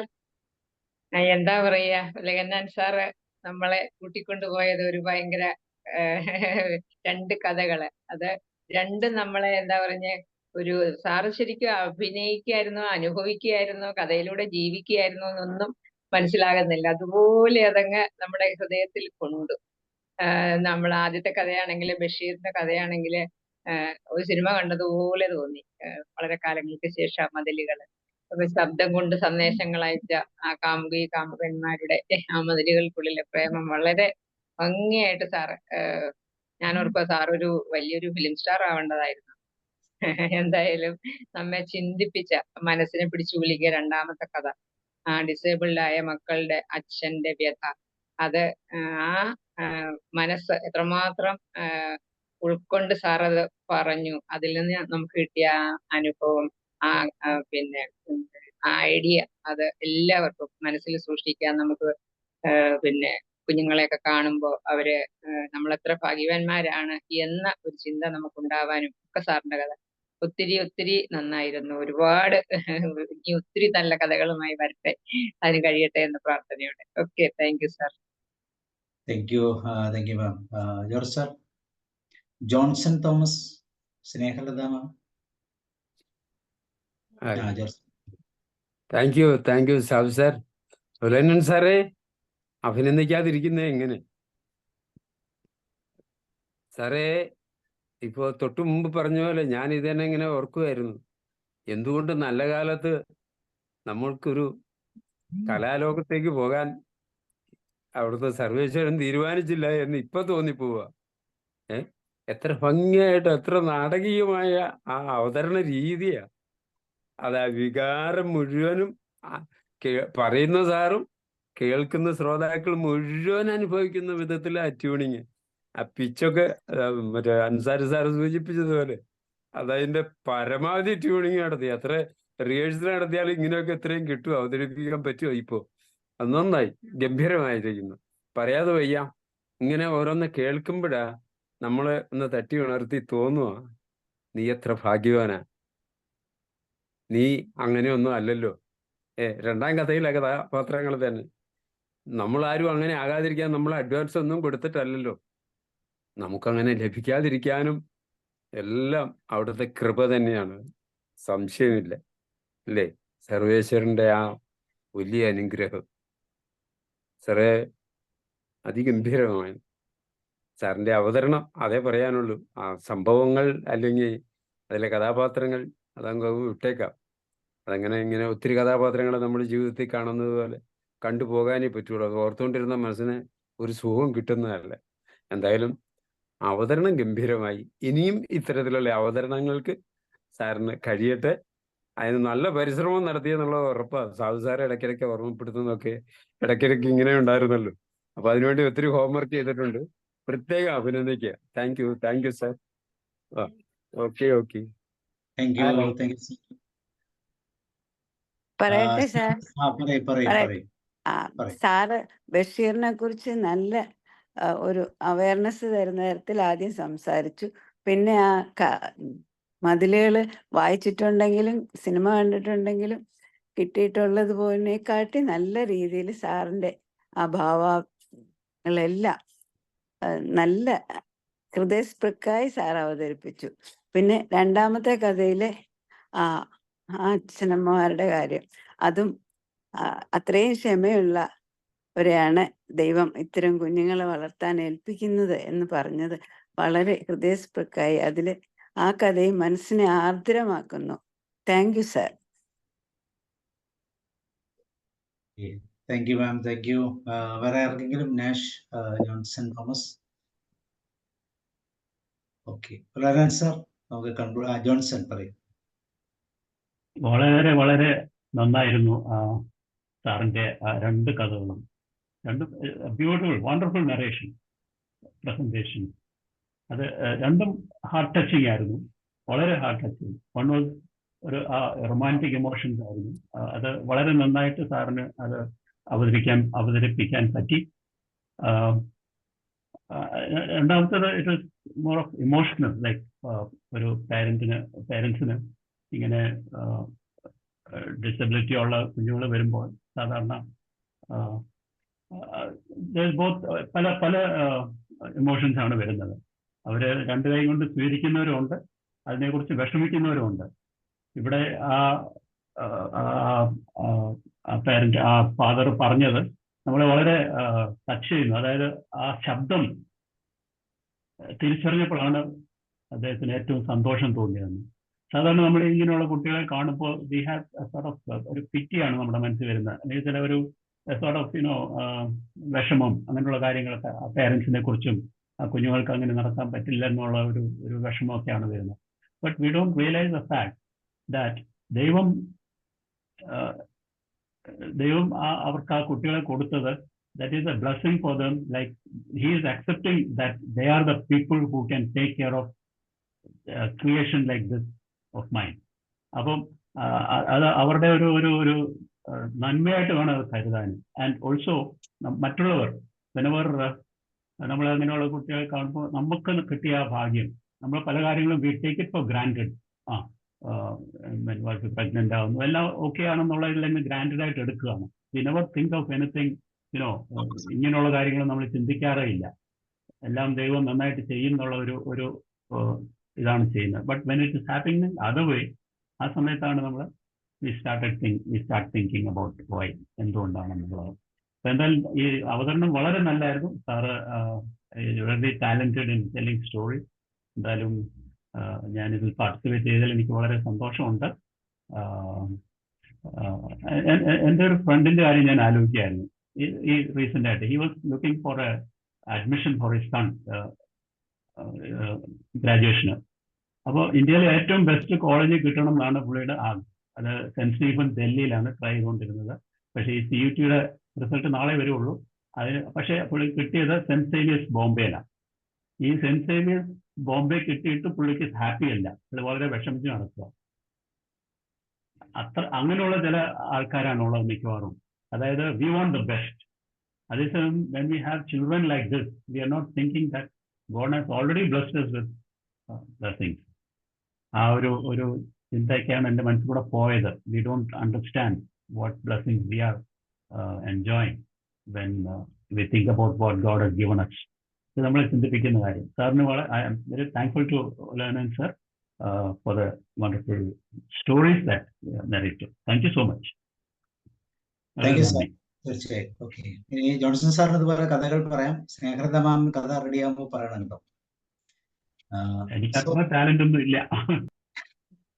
Okay, ഇല്ലെങ്കിൽ ആരെങ്കിലും പറയാവുന്നവരുണ്ടെങ്കിലും ഒന്ന് റെക്കമെൻഡ് ചെയ്താൽ കുഴപ്പമില്ല. സംബടി നമുക്കൊന്ന് മുന്നോട്ട് പോകാം. Okay okay okay. Ulahannan sir പറയൂ. നമ്മുടെ കഥാകാരൻ ജോഷി സാർ ഇപ്പൊ എത്തിയതേ ഉള്ളൂ. അപ്പൊ ജോഷി സാറിന് കേൾക്കാൻ പാകത്തിന് ഉലഹന്നാൻ സാർ ഒന്ന് പറഞ്ഞു. സാർ ഞാൻ പറയണോ? അല്ല സാറ് ഒരു കൺക്ലൂഡ് ചെയ്തോളൂ എന്നാണ് പറഞ്ഞത്. ഒരുപാട് ആഗ്രഹിച്ചിരുന്നതാണ്. പക്ഷെ കറക്റ്റ് ഒരു 7:10 ഒരു ശ്രീമാൻ നമ്മുടെ ഒരു സുഹൃത്ത് ഫോൺ വിളിക്കാൻ വന്നു. അതിന് തൊട്ട് മുമ്പ് ഞങ്ങളുടെ ഇടവപ്പള്ളിയില് ഉള്ള ഒരു അച്ഛൻ മരിച്ചതിന്റെ ആ വീട്ടുകാരെല്ലാം കൂടെ വന്നു. അവിടെ ഇന്ന് അതിന്റെ പരിപാടിയായിരുന്നു. അങ്ങനെ താമസിച്ച് 7:10 തൊട്ട് ഉടനെ ഒരു ഫോൺ വന്നു. ആ പുള്ളിത് ഇപ്പം ഞാൻ നിർബന്ധിച്ച് വെപ്പിച്ചു എനിക്ക് ഇതിൻ്റെ അകത്ത് കയറണമെന്ന് പറഞ്ഞുകൊണ്ട് അങ്ങനെ വെച്ച് അങ്ങനെ പറ്റിപ്പോയി ഇന്നത്തെ ദിവസം.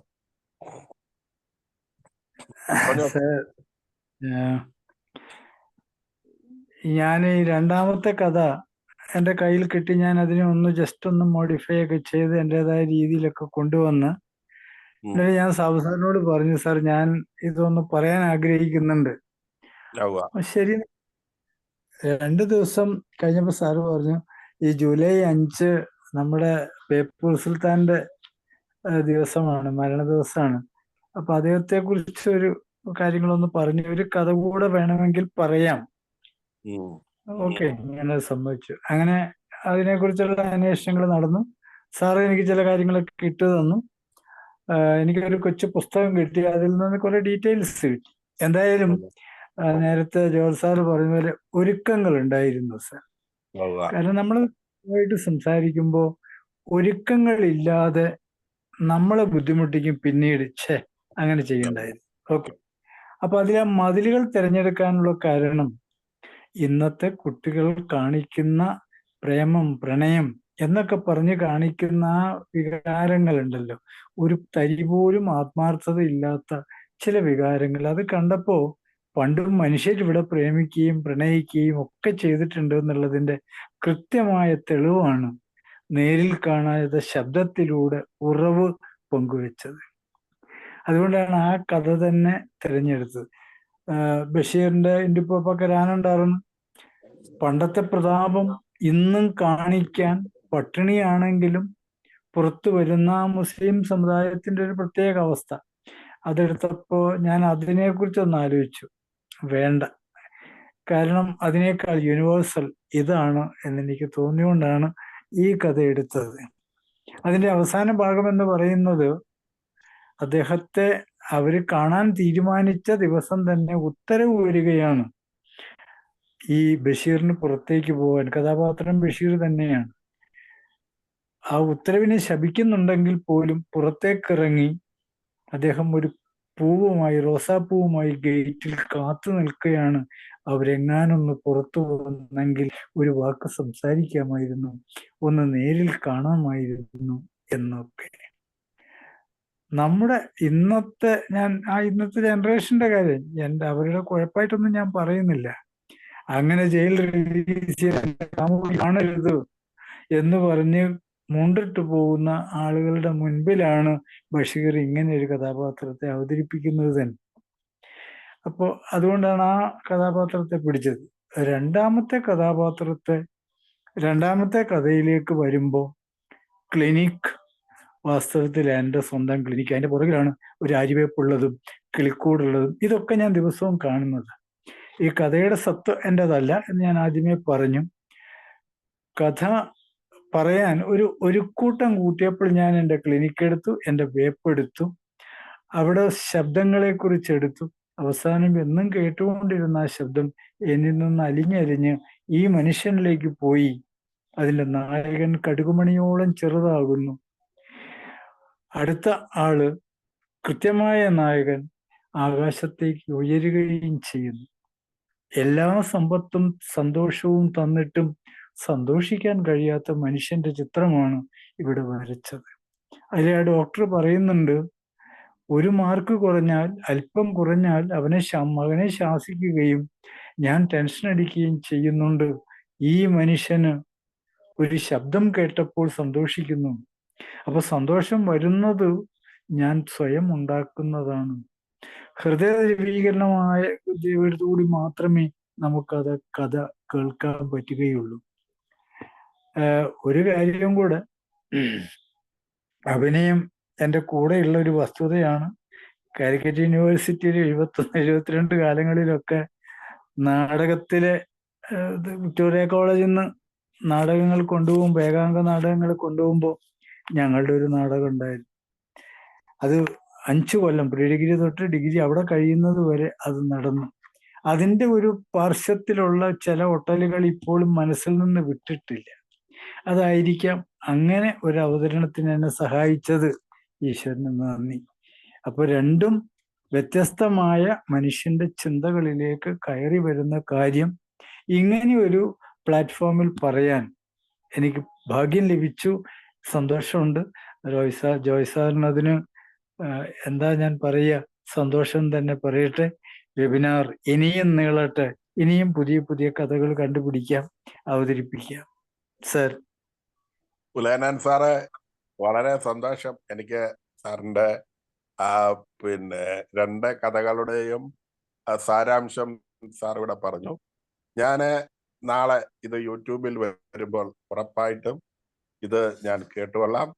കേട്ടിട്ട് സാറിന് എൻ്റെ ആസ്വാദനം കൃത്യമായിട്ട് നേരിട്ട് തന്നെ ഞാൻ അറിയിച്ചുകൊള്ളാം. തീർച്ചയായിട്ടും സാർ അത് ഒരുങ്ങി എന്ന് പറയുന്ന ആദ്യത്തെ ആ വാക്ക് തന്നെ വളരെ പ്രധാനപ്പെട്ടതാണ്. ഈ ഒരു കാര്യം പറയുമ്പോൾ ആധികാരികമായി പറയാനായിട്ടുള്ള സാറിന്റെ ആ താല്പര്യത്തെ പ്രത്യേകം അഭിനന്ദിക്കുന്നു. ഒപ്പം കിളിക്കൂടും സാറിന്റെ ക്ലിനിക്കിന്റെ പുറയിലുള്ള വേപ്പും ഒക്കെ കാണുമ്പോൾ അതിലൂടെ ചില കാര്യങ്ങൾ മനസ്സിലേക്ക് പിന്നെ ഉണ്ടാകുന്നു എന്നുള്ളത് തന്നെ സാറിന് ഒരു കല ആസ്വദിക്കാനായിട്ട് ഉള്ള ആ ഒരു പ്രാപ്തി വളരെയേറെയാണെന്നും ഏറ്റവും അവസാനം പറഞ്ഞു വെക്കുന്ന പഴയ നാടക സമിതിയുടെ കാര്യമൊക്കെ പറയുമ്പോഴും തീർച്ചയായിട്ടും സാറിന്റെ കഥ ഉന്നത നിലവാരം പുലർത്തിയിരുന്നു അവതരണത്തിൽ എന്നുള്ളതിന് എനിക്ക് സന്ദേഹമില്ല. ഞാനത് കേട്ടിട്ട് ഇനിയും കൂടുതൽ കാര്യങ്ങൾ പിന്നീട് പറഞ്ഞോളാം. സാറ് ചെയ്ത ഇതിനു വേണ്ടിയിട്ട് ഒരുങ്ങിയ ആ താല്പര്യത്തെയും അവതരിപ്പിച്ച അതിനെയും എല്ലാ വിധത്തിലും ഞാനും പ്രശംസിക്കുന്നു. അഭിനന്ദനങ്ങൾ, അഭിവാദ്യങ്ങൾ, നന്ദി, സ്നേഹം. Thank you. Thank you sir. Thank you very much. Thank you sir. Thank you. So Ulayanan sir, thank you. വളരെ സന്തോഷം. എത്ര മിനിറ്റ് ഉണ്ടായിരുന്നു? കഥയെല്ലാം കൂടെ എത്ര മിനിറ്റ് അവതരിപ്പിക്കാനുണ്ടായി? ഏകദേശം 8 മണി വരെ ഉണ്ടായിരുന്നു സർ. രണ്ട് കഥ പോലെയാ പറഞ്ഞത്. ഓക്കെ. അല്ല, അത് കഴിഞ്ഞ് ചർച്ച കൂടെ വന്നില്ലേ? ചർച്ച കൂടെ വന്നപ്പോഴാണോ 8 മണിയായത്, അതോ കഥ തന്നെ അവതരിപ്പിക്കാൻ? 7:45 വരെ ഉണ്ടായി. 7:45 അല്ല, 7:50 വരെയൊക്കെ ഉണ്ടായിരുന്നു എനിക്ക്. ഓക്കെ ഓക്കെ, ഞാൻ കേട്ടോളാം. ഞാൻ ഈ അവതരിപ്പിച്ച കാര്യം വീട്ടിൽ സ്വന്തമായി ഞാനൊന്ന് സംസാരിച്ചു നോക്കി. ഞാൻ ഈ കഥകള് എന്നിട്ട് അതൊക്കെ എനിക്ക് സാബു സാറ് തന്ന ഹിൻസ് ആണ്. നിങ്ങൾ എന്താ പറയാൻ പോകുന്നത്? ഞാൻ പറഞ്ഞ ജോഷി സാറിനൊന്ന് അയച്ചു കൊടുക്കുക, റെക്കോർഡ് ചെയ്ത്. അപ്പൊ അതിൻ്റെ അകത്തുള്ള എന്താ പറയുന്ന മോഡുലേഷൻ ഒക്കെ ഒന്നുകൂടെ കറക്റ്റ് ആക്കാം എന്നൊക്കെ ഞാൻ ഉലയനാൻ സാർ പറഞ്ഞു. സാറിന് ഇഷ്ടംപോലെ സമയം ഉണ്ടായിരുന്നു, ഒരാഴ്ചത്തെ സമയം ഉണ്ടായിരുന്നു. ഞാനത് സ്വയം ഇവിടെ അവതരിപ്പിച്ചു. ഞാൻ സമയം നോക്കി, ആദ്യത്തെ ഏതാണ്ട് 20 മിനിറ്റേ വരുന്നുള്ളൂ. അപ്പൊ എനിക്ക് ഉറപ്പായി രണ്ടാം കഥ എനിക്ക് പറയാൻ കഴിയും. അങ്ങനെ 45 മിനിറ്റ്. ഇത് ആദ്യത്തെ 37 നിർത്തി എന്ന് വെച്ച് കഴിഞ്ഞാൽ ഒരു 27 minute correct, 27 minute. Okay okay. ആ മതിലുകൾ ഒരിച്ചിരി ദൈർഘ്യമുള്ള കഥയാ മതിലുകൾ. അല്ല, മതിലുകളില് സാറ് ബഷീറിനെ കുറിച്ച് ഒരു ഇൻട്രൊഡക്ഷൻ ഒക്കെ പറഞ്ഞിട്ടാണ് ചെയ്തത്. ഓ, അത്ര സമയം എടുത്തില്ല സാർ. കഥയായിട്ടല്ല പറഞ്ഞെങ്കിലും കഥയുടെ പ്രധാന മർമ്മങ്ങളെല്ലാം അതിനകത്തുണ്ടായിരുന്നു. Okay, very good. നല്ല സാറേ, ആദരാഞ്ജലികൾ അർപ്പിക്കുന്ന ചടങ്ങായിരുന്നു യഥാർത്ഥത്തിൽ. ആദരാഞ്ജലികൾ അർപ്പിക്കുമ്പോൾ അദ്ദേഹത്തെ നമുക്കൊന്ന് അറിയണ്ടേ. അതൊന്ന് പറഞ്ഞു വെച്ചതിന് ശേഷം ആദരാഞ്ജലികൾ അർപ്പിച്ച് അതിലെ ഒരു കഥ മതിലുകൾ, അതിന്റെ ഏറ്റവും ഷോർട്ടസ്റ്റ് ഫോം, നമ്മൾക്ക് ഹൃദയത്തിൽ കിട്ടുന്ന കാര്യം മാത്രം എടുത്തിട്ട് തുടങ്ങി അത് അവസാനിപ്പിച്ചു. സുന്ദരമായ ഒരു പ്രണയമാണ് വാസ്തവത്തിൽ മതില്. നല്ല രസമാണ്. നമ്മൾ അതിന്റെ രണ്ട് മതിലിനപ്പുറയും നിന്നുകൊണ്ടുള്ള അവരുടെ സംസാരമൊക്കെ എത്ര സുന്ദരമാണ്. സിനിമയിൽ നമുക്കത് കാണാമല്ലോ.